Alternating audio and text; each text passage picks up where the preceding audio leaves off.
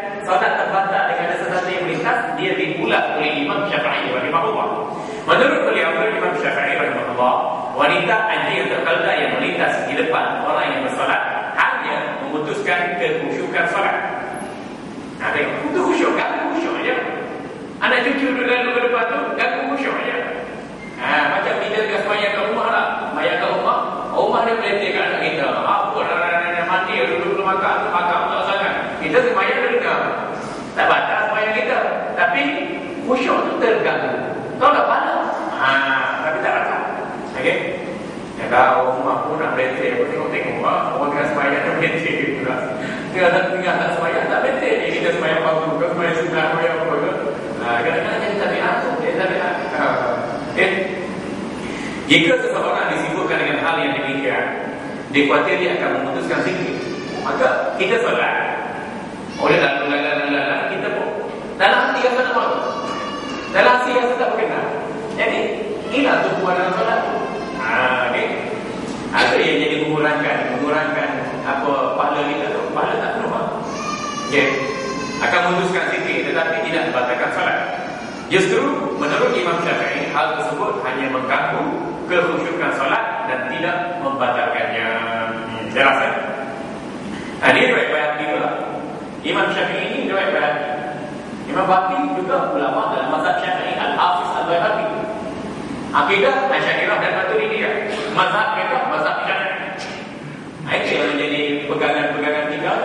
Kalau orang nak disebabkan sesuatu pada Imam Syafi'i, banyak riwayat daripada ashab Syafi'i. Antaranya riwayat Manaqib Syafi'i oleh Imam Al-Bayhaqi dan juga riwayat anak murid Imam Syafi'i sendiri, ashab Syafi'i, sama ada Muzanni atau Imam Rabi' bin Sulaiman atau lain-lain dari kalangan muridnya. Baru kita jelas ambil daripada Imam Syafi'i. Okay. Lepas tu ada setengah Pak Wahabi dia kata Syekh Hasan Sahab ni Syiah. Dia kata Syekh Hasan Sahab Syiah macam mana? Tengok musibah solat ni. Kita rupi daripada mana? Daripada hadis sahih pula daripada mengikut pandangan Imam Syafi'i. Begitu juga ashab Syafi'i. Syiah pun jelas mana? Jangan kita fikir bila kita mengkritik Wahabi kita berada di posisi Syiah. Tidak. Ahli sunnah bebas. Bukan Syiah, bukan Wahabi, bukan liberal, bukan sekutari, bukan Yahudi, bukan apa-apa. Jangan sesat. Okey. Jadi Syiah sekarang pun tambah kuat, tuan-tuan. Syiah ada majlis Syiah Malaysia, MSN, Majlis Syiah Malaysia. Syiah banyak duit, cetak buku berjumpa, berpuluh-puluh ribu cetak buku berjumpa. Bagi satu masjid, dia bagi 4 buah masjid tiba. Ada Majlis Syiah Malaysia, dia cetak buku 4 buah buku.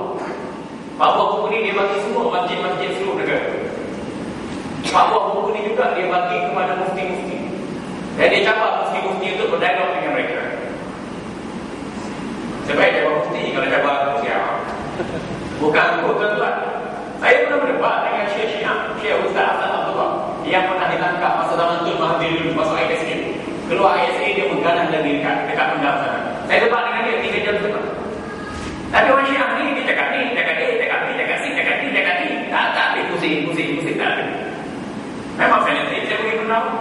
Saya sorak dia. Yang dia adalah Persatuan Ulama Kedah ni bersatu. Lepas tu ulama-ulama PAS pun ada yang hati juga. Tapi dia orang hanya pemerhati saja. Bila kita tekan Syiah ni hujan ni dia pusing tak jadi tak. Lepas tu kalau nak debat nak fokus. Tak apa, fokus tajuk senang. Saya tak kira dia ahli majlis syura Syiah ke, majlis Syiah ke, ayatullah ke, ruhullah ke. Kita ada hujah, kita benar ke tidak? Tak ada hujah, kita kalah, tak ada pula. Apa yang kita benar? Tetapi cukup, kita dah tahu dah. Terik dia tu dia dah tahu. Dia cakap, adik ni ada dalam kita ni. Kita beda-beda, tak ada apa-apa. Dia banyak macam. Lepas tu dia tak guna Sahih Bukhari, Muslim, Tirmizi, Sahih untuk nak menafsirkan hadis. Dia guna kita ahli ulama dia. Jadi sampai bila tidak ada titik pertemuan? Allahu Akbar. Syiah makin kuat. Lepas tu Iran pula bagi duit, tak berduit. Apa tu orang politik kita jadi nak menjaga politik, hubungan antarabangsa, hubungan diplomatik, nak menjaga pelaburan. Nanti dia orang bagi duit pula. Atau Wahabi pun bagi duit juga, bagi duit Wahabi, bagi duit juga. Wahabi jaga orang politik lah. Kita ada sunnah majmu'ah cari duit sini. Duit ada sunnah majmu'ah ni banyak. Tapi bila tak satu hati, tak tiga sama semua sekali. Kalau kita lawan Syiah, kalau kita lawan Pak Wahab, Allah Rabbi la ilaha illallah. Kita ni tuan-tuan, kalau lawan Pak Wahabi, Pak Syiah, Allah yang beri pertolongan. Itu kita kenal. Dia tak pun duit pun, tak ada juga. Kita agakkan di situ. Allah. Baik. An-Suhaib Al-Basri qala sami'tu Ibn Abbas yuhaddithu anna ja'at jariyatani ay tisratani sabiratani tasmi'ani min Bani Abdul Muttalib fa'aqadata bi rukbatayhi sallallahu alaihi wasallam wa huwa yusalli fa fara'a bainahuma wa lam yansarif. Diriwayatkan daripada Suhaib Al-Basri, aku pernah mendengar Ibn Abbas radhiyallahu anhu mengatakan ada dua budak perempuan yang datang sambil berlari-lari dari Bani Abdul Muttalib. Mereka memaut kedua lutut Rasulullah SAW. Ketika itu baginda sedang melaksanakan salat.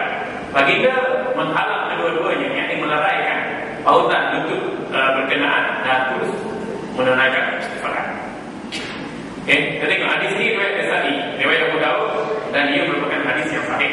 Tengok, kalau sekiranya lintasan budak-budak tadi membatalkan salat, Rasulullah berhenti sembahyang lain. Tapi budak tu tadi lintas depan Rasulullah. Lepas tu budak pula berlutut Rasulullah SAW. Orang budak. Tengok. Kemudian baginda SAW meleraikan dua kadang-kadang perempuan berkenaan dan terus menunaikan salat. Tengok hadis ini. An Sayyidina Abi Hurairah radhiyallahu anhu, kunna nusalli ma'a Rasulillah sallallahu alaihi wasallam al-isya al-akhirah. Fa idza sajada wa sabal Hasan wal Husain ala dhahri. Fa idza rafa'a ra'sahu akhadhahuma min khalfihi akhadha al-baghti rafiqan wa yadhahuma 'an dhahrihi. Fa idza 'ada hatta qada salatahu iq'adahuma 'ala fakhidhayhi. Sayyidina Abu Hurairah radhiyallahu anhu mengatakan, kami pernah menunaikan salat Isya akhir bersama Rasulullah sallallahu alaihi wasallam. Isya akhir dia bukan Isya yang terakhir. Salat Isya tu dikira solat terakhir bagi malam. Maghrib awal malam ya, Isya akhir malam. Itu contohnya. Jika baginda bersujud, Hasan dan Husain melompat ke atas belakang baginda sallallahu alaihi wasallam. Ini cucu kesayangan Rasulullah sallallahu alaihi wasallam ni. So bawa pergi masjid. Hasan dan Husain bila baginda sallallahu alaihi wasallam bersujud, dua cucu tadi lompat. Seorang kiri, seorang kanan. Jika baginda mengangkat kepalanya, baginda menarik mereka dari belakang dengan perlahan-lahan. Tampuklah. Tampuk, takut jatuh. Ni ke belakang ni. Bila nak bangkit, tampuk, takut jatuh. Jatuh ke, siluk ke, batal ke. Jadi masalah juga. Perlahan-lahan lalu melepaskan dari belakang baginda sallallahu alaihi wasallam. Jika baginda sallallahu alaihi wasallam kembali bersujud, Hasan dan Husain kembali melompat panjang belakang baginda sallallahu alaihi wasallam hingga baginda menyelesaikan solatnya dan mendudukkan kedua-duanya di paha baginda sallallahu alaihi wasallam. Tengok sudut hadis ini. Yang pertama, baginda melayan anak cucu itu dengan penuh mesra. Lebih mesra daripada Kak Petronas yang mesra. Telayanan mesra. Sebab tu dianggap pelanggan dalam perkhidmatan awam tu, itu diambil daripada Nabi sallallahu alaihi wasallam. Bukan Jepun, bukan Amerika, bukan Europe. Nabi sallallahu alaihi wasallam yang mempraktikkan demikian. Itu masalah. Sudah baik. Satu. Yang kedua, gangguan Hasan dan Husain itu kecil lagi. Kadang-kadang kecil lagi. Jadi kalau kadang-kadang ada berbau pada lutut, pada betis, terlintas main depan belakang, tidak batalkan salat. Kalau batalkan salat, kadang-kadang perempuan dua tadi mari daripada banyak perkara. Salat pula. Kemudian gangguan Hasan dan Husain pula kan batalkan salat. Salat pula. Jadi menunjukkan kepada kita gangguan anak-anak tadi tidak memutuskan salat, tidak batalkan salat. Dan yang ketiganya Hasan dan Husain amat disayangi oleh baginda sallallahu alaihi wasallam. Atau dalam hadis, orang yang benci Fatimah, apa benci aku? Orang yang sayang Fatimah, apa sayang aku? Fatimah itu sebahagian dari aku. Orang yang sayang Hasan, sayang Husain, macam sayang Nabi sallallahu alaihi wasallam. Jadi nak ceritanya, wajib kita sayang kepada ahli bait Rasulullah sallallahu alaihi wasallam. Wajib. Imam Syafi'i kata, ya ala baiti Rasulillah hubbukum fardun min Allah fi Qur'ani anzalahu. Wahai saudara-saudara keluarga Rasulullah SAW, aku benar-benar menyintai kecintaanku terhadapmu kerana kefarduan yang telah diletakkan oleh Allah di dalam Al-Quran. Kita pada saudara-saudara keluarga Rasulullah SAW, bila mari Wahabi putra Rasulullah SAW tahu kira-kira mana Nabi. Patutnya Mekah dan Madinah dia dipusatkan lagi oleh keluarga Nabi SAW. Akhir sekali, tak tahu mana Nabi. Yang dipegang ni menanti sama. Bila kita sebut begitu, orang kata Ustaz Zamir nak mempertikaikan. Memang pertikaikan. Sebab apa?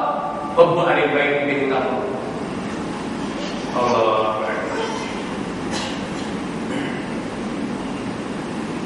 Kiri, an Abi Ayyub al-Ansari wa Sa'ad bin Abi Waqqas radhiyallahu anhuma qala kullu minhuma akhadtu ala Rasulillah sallallahu alaihi wasallam wal Hasan wal Husain yal'abani baina yadayhi aw fi hujrihi. Faqultu ya Rasulullah sallallahu alaihi wasallam fatahibbuhuma faqala wa kayfa la uhibbuhuma wa huma rihatan min ad-dunya ashmahuma.